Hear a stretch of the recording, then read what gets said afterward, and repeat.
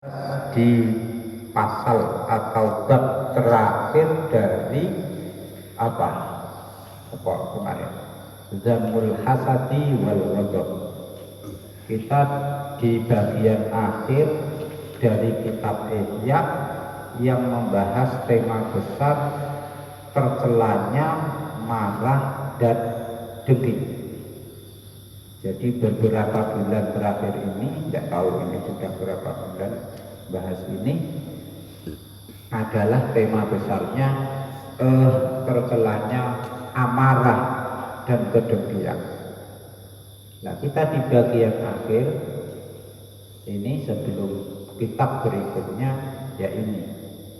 Nah, yang terakhir ini yang dibahas adalah hasad, kedengkian. Dengki itu manusiawi, tidak bisa dihindari. Jadi sudah menjadi bawaan manusia. Kalau disakiti itu mesti marah, nggak usah diajari, itu bawaan manusia. Nah, yang tabiat seperti ini di satu sisi ini bawaan manusia, kalau disakiti mesti marah, mesti dengki, tidak suka. Tapi di sisi yang lain, hasud ini harus dijauhi karena tercela. Piye antara tuntutan menghilangkan dengki dan watak manusia yang memang pendengki. Jadi antara ajaran dan watak manusia. Nah, Imam Ghazali berusaha mencari proporsi yang pas. Penjelasannya begini. Memang kalau ada orang menyakiti kita, kita pasti marah. Sudah menjadi naluri manusia marah. Ada orang menyakiti sampean, maka tidak mungkin sampean tidak membencinya. Sampean disakiti kok menengahi, tidak punya rasa sakit, gak godui. Ini malah gak normal ini. Ya, gak normal. Sehingga kalau ada orang menyakiti, tidak mungkin kita tidak membenci. Dan karena kalau kita muncul rasa benci, itu orang yang menyakiti kita kok dapat nikmat, itu kan kita mesti tidak mungkin tidak suka. Mesti kita tidak suka kalau orang yang menyakiti kita itu dapat nikmat. Mosok kita akan bisa berperasaan sama dia dapat nikmat dengan dia dapat musibah setelah dia menyakiti kita? Gak mungkin.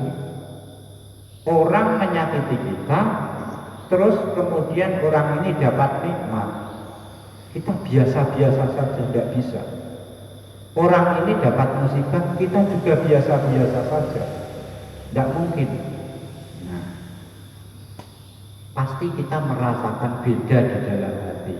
Dia dapat musibah dengan dia dapat nikmat setelah dia menyakiti kita.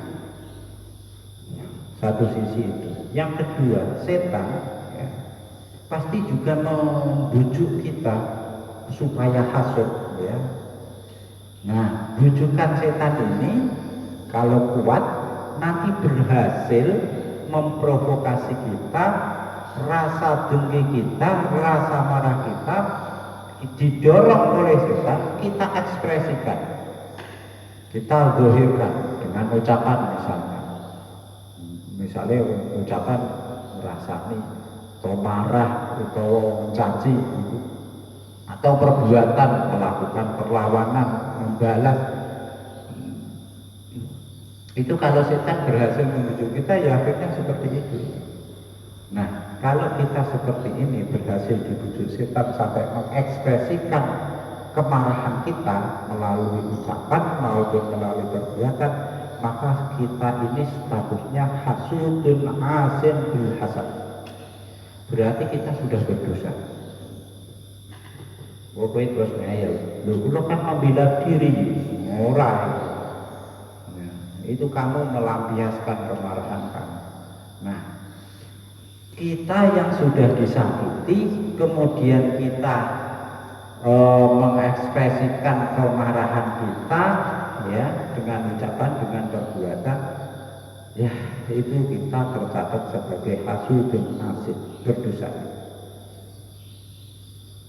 Nek umpami tidak dilahirkan, ya, umpama sampai berhasil ngempet arep ngomong menjatuhkan dia, nggak jadi, mau berbuat menyerang balik kepada dia, tidak jadi, karena bisa kita empet, kita pendam dalam hati. Tapi ketika kita mendam, hati kita masih berharap muga-muga itu musibah, muga-muga nikmati yo ilang. Berarti ini pun kita masih menjadi hasudun asid. Hanya sekedar batin, ora diomongno, ora disalurkan melalui tindakan, kita masih berdosa. Kenapa kok berdosa? Yang namanya hasud, dengki, itu sifatul qalbi. Itu memang di hati. Kalau perbuatan itu tidak hasud namanya. Perbuatan itu namanya ribah. Perbuatan itu namanya bohong. Hasud itu yang memang di hati. Nah, karena memang di hati, ya memang harus dihilangkan ini hasudnya. Yo. Allah jadi di ayat ini itu Allah cerita, walladzina tabawwa'ud dara wal imana min qablu, walladzina tabawwa'ud dara wal imana min qablihim yuhibbuna man hajara ilaihim wa la yajiduna fi sudurihim hajatan mimma utu wa yu'thiruna ala anfusihim wa la kana bihim khasasah wa man yuqa shuhha nafsihi fa ulaika humul muflihun. Dan orang-orang yang sudah menempati kampung Madinah, sudah beriman, itu mereka, berarti ini sahabat Ansor, itu yuhibbuna man hajara ilaihim, mencintai orang yang berhijrah kepada mereka, berarti muhajirin. Wala yajiduna fi sudurihim hajatan mimma utu, dan kaum Ansor ini, pemukim Madinah, la yajiduna fi sudurihim hajat, tidak ada rasa hasud mimma utu, dari anugerah yang diterima oleh kaum muhajirin. Jadi orang muhajirin itu pindah ke Madinah, orang Madinah tidak iri. Tidak iri. Kenapa diiri? Malah belas kasihan. Kenapa umpama iri bisa iri? Kenapa? Karena ketika hijrah tidak bawa apa-apa. Ada kaum muhada Ansor, sebagian sahabat Ansor yang menampung mereka, memberi pekerjaan mereka, menikahkan dengan saudara-saudara mereka itu. Jadi dengan tulus, tanpa ada rasa dengki sama sekali. Tapi sejarah Nabi, sirah Nabawiyah memang menyebutkan akho Rasulullah bainal muhajirin wal ansar. Rasulullah itu memang strategi dakwahnya mempersaudarakan antara muhajirin dan ansar. Jadi sahabat misalnya muhajirin Abdurrahman bin Auf hijrah, dia dari Makkah tidak bawa apa-apa, hartanya ditinggal semua. Oleh Nabi dipersaudarakan dengan seorang, saya lupa namanya, sahabat Ansor. Yo, iki dulurmu yo.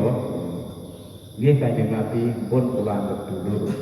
Akhirnya ini karena Abdurrahman bin Auf ini orangnya terampil, bekerja, menjadi orang kaya raya, sampai dia menjadi sahabat legendaris dalam hal kekayaan. Makanya sering dikutip nama beliau itu dipakai untuk simbol kekayaan umat Islam. Ini jeneng nundu anak, jeneng Abdurrahman bin Auf. Lora jadi cah juga. Nah itu tidak ada kegedean. Nah. Jadi kue iso ngempet, ora ngomong, ora berbuat, tapi di hati masih punya keharapan orang yang menyakitimu hilang nikmat, kena musibah, ini pun masih hasud kita. Ya, karena yang namanya hasud memang di hati. Kalau berbuat itu namanya ghibah.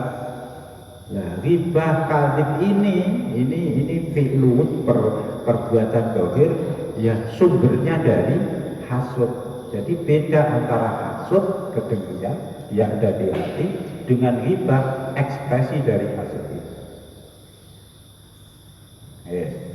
Tapi memang ini jelinya Imam Ghazali, sampean hasud kaya ngene. Berarti sampean disakiti orang, sampean nggak membalas melalui ucapan, tidak membalas melalui perbuatan, tapi masih punya keinginan supaya nikmatnya hilang, dia kena musibah. Ini laisa madlamatan, ya judul istiqlal, tidak berdosa. Ini dosa, tapi tidak perlu minta maaf ke dia, karena bukan perbuatan zalim ke dia. Jadi hasud yang seperti ini, hasud yang kita pendam, itu tidak perlu minta maaf ke dia, tidak wajib. Ya. Ini urusan sampean dengan Gusti Allah saja, sehingga tidak wajib. Nek malah kowe mbok kandhakno ora wajib kowe njaluk ngapura, kowe wingi bar wah ya malah dhewe kok malah salah paham. Kowe bar enanane bar nglarakno aku ya toh. Bariku aku memang meneng ae aku. Ora tak wales elek nyerang gak tak selang kowe. Wah aku ya ora melakukan apa-apa. Sing sebetulnya di jero hatiku gua kena musibah. Muga-muga iku tak ndek. Aku jaluk ngapura ya. Malah asale ora gini-gini, malah dia malah gondukne. Ini ku jane ndak meneng ae kowe. Nah, ini laisa madlamatan. Hasad yang seperti ini tuh laisa madlamatan yajibul istiqlal. Soalnya hanya maksiat bainana wa bainallah. Nah yang wajib minta halal apa? Ya kalau kita ekspresikan, kowe biyen bar mendolimi saya, wah aku ngalor itu ngerasani sampean. Nah ini jaluk ngapura. Utawa melakukan pembalasan, itu yang jaluk ngapura. Soalnya ini amal zahir. Nah, lah pripun salah kabeh diekspresikan kemarahan kita kepada orang yang mengajari kita, salah, berdosa. Orang balas menengahi ning harap-harap ya salah. Lah kula kan jenengan pripun? Nah, ini kayaknya yang ketiga. Fa amma idza